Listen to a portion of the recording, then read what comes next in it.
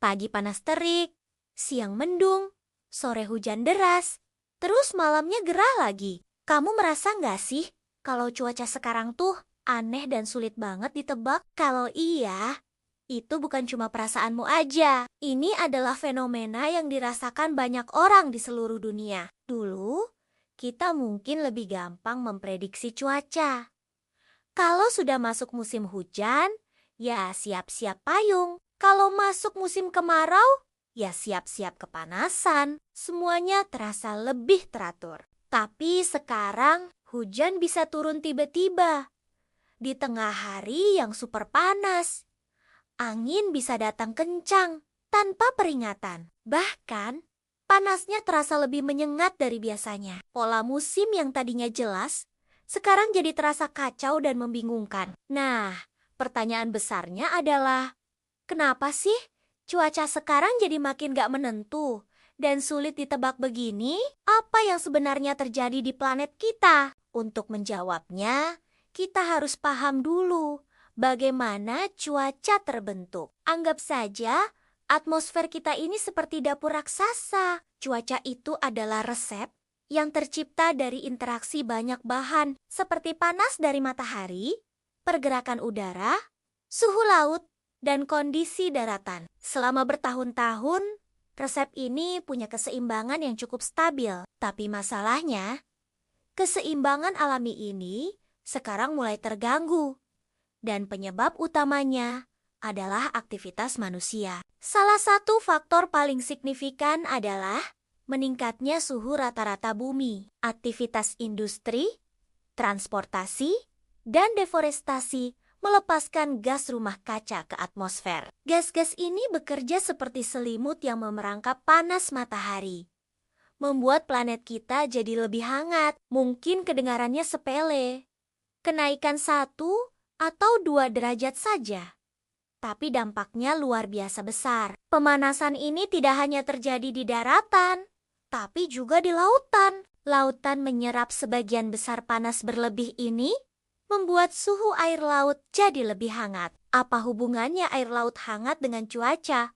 Besar sekali. Lautan yang lebih hangat berarti lebih banyak air yang menguap ke udara. Udara yang lebih hangat juga mampu menampung lebih banyak uap air. Uap air ini adalah bahan bakar utama untuk badai dan hujan. Jadi, ketika ada lebih banyak bahan bakar di atmosfer, energi yang dilepaskan juga jadi lebih besar. Inilah yang menyebabkan fenomena cuaca ekstrem lebih sering terjadi. Hujan jadi lebih deras dan bisa menyebabkan banjir bandang.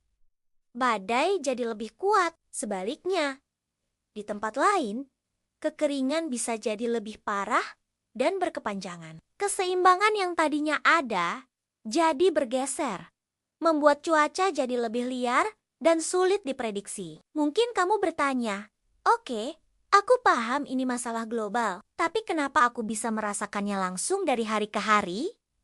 Kenapa pagi bisa cerah banget, tiba-tiba sore hujan badai? Jawabannya terletak pada sensitivitas cuaca lokal. Bayangkan sebuah panci air yang dipanaskan. Ketika suhunya naik sedikit saja, gelembung-gelembung mulai muncul secara acak dan tidak teratur.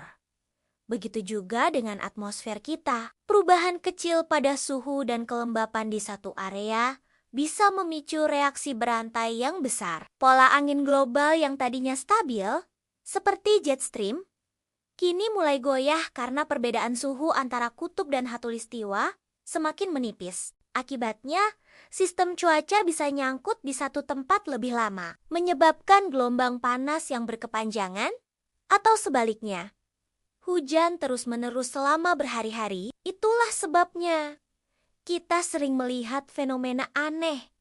Satu kota bisa dilanda hujan lebat, sementara kota tetangganya yang hanya berjarak beberapa kilometer justru panas terik dan kering. Cuaca menjadi lebih terfragmentasi dan lebih tidak stabil dalam skala kecil. Selain faktor global, kondisi lingkungan di sekitar kita juga punya peran yang sangat besar, terutama bagi kamu yang tinggal di perkotaan. Coba perhatikan kota tempatmu tinggal. Berapa banyak area hijau yang sudah berganti menjadi gedung beton, jalan aspal, dan lahan parkir. Permukaan gelap seperti aspal dan atap bangunan menyerap panas matahari jauh lebih efektif dibandingkan taman atau hutan. Panas yang terserap ini kemudian dilepaskan kembali ke udara, terutama pada malam hari. Fenomena ini dikenal sebagai urban heat island atau efek pulau bahang perkotaan. Akibatnya, suhu di pusat kota bisa beberapa derajat lebih panas dibandingkan area pinggiran atau pedesaan yang masih hijau. Udara yang lebih panas di kota ini kemudian naik. Dan saat bertemu dengan udara yang lebih dingin di atas, ia bisa memicu terbentuknya awan hujan secara tiba-tiba dan seringkali sangat lebat. Inilah kenapa hujan badai lokal yang intens dan panas ekstrem seringkali lebih terasa dampaknya di wilayah perkotaan. Jadi, cara kita membangun kota juga ikut memperparah ketidakstabilan cuaca yang kita rasakan. Tentu saja, cuaca yang sulit ditebak ini bukan cuma soal kita harus bawa payung atau tidak. Dampaknya jauh lebih luas dari sekadar ketidaknyamanan harian. Coba bayangkan, para petani, mereka sangat bergantung pada pola cuaca yang bisa diprediksi untuk menentukan kapan waktu menanam dan kapan waktu panen. Ketika musim hujan datang terlambat atau musim kemarau lebih panjang dari biasanya, hasil panen bisa gagal total. Ini berdampak langsung pada ketahanan pangan dan ketersediaan bahan makanan kita. Selain itu, dampaknya juga terasa pada kesehatan. Gelombang panas yang lebih intens dan sering bisa berbahaya bagi kelompok rentan seperti anak-anak dan lansia. Kualitas udara juga bisa memburuk. Pola hujan yang ekstrem juga meningkatkan risiko penyakit yang ditularkan melalui air dan nyamuk. Belum lagi masalah ketersediaan air bersih. Hujan yang terlalu deras dalam waktu singkat tidak sempat meresap ke dalam tanah dan langsung mengalir ke sungai, menyebabkan banjir. Sementara di waktu lain, kekeringan membuat sumber air menyusut. Semua ini saling terkait. Jadi, ketika kita mengeluh cuaca terasa aneh, sebenarnya kita sedang menyaksikan gejala dari sebuah perubahan besar yang sedang terjadi di planet kita. Ini bukan sesuatu yang terjadi begitu saja tanpa sebab. Ini adalah hasil kumulatif dari berbagai faktor, mulai dari perubahan iklim global hingga cara kita menata lingkungan di sekitar kita.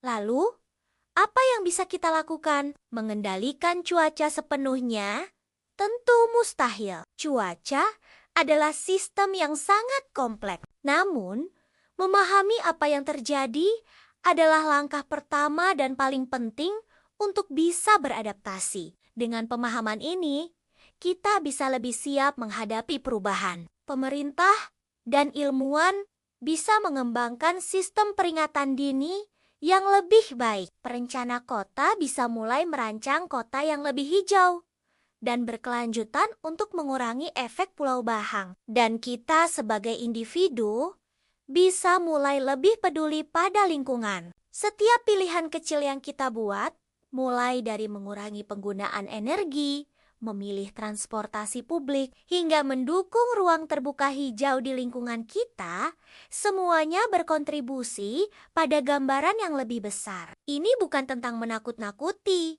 tapi tentang membangun kesadaran bersama. Cuaca yang aneh ini adalah pengingat dari alam bahwa kita perlu menjaga keseimbangan lingkungan dengan lebih baik. Jadi, lain kali kamu merasa cuaca benar-benar tidak terduga, ingatlah bahwa ada ilmu pengetahuan yang kompleks di baliknya. Ini adalah sinyal bahwa planet kita sedang berubah, dan kita semua adalah bagian dari perubahan itu. Nah, sekarang aku penasaran.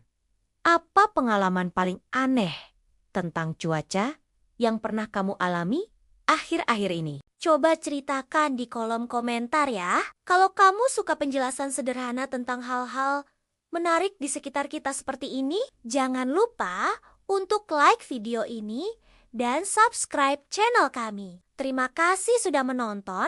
Sampai jumpa di video berikutnya.